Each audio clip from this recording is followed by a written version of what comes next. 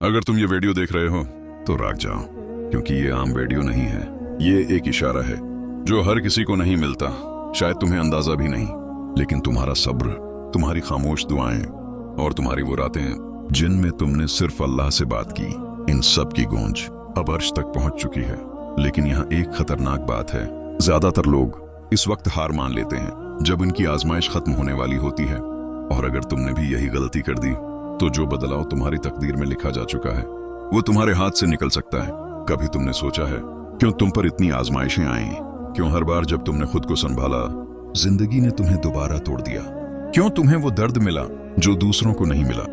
ये सब इत्तेफाक नहीं है, ये एक प्रोसेस है, एक ऐसा मरहला जहां अल्लाह अपने बंदे को तोड़कर उसे एक नई शक्ल देता है। लेकिन असल सवाल यह है कि क्या तुम उस आखिरी मरहले के करीब हो?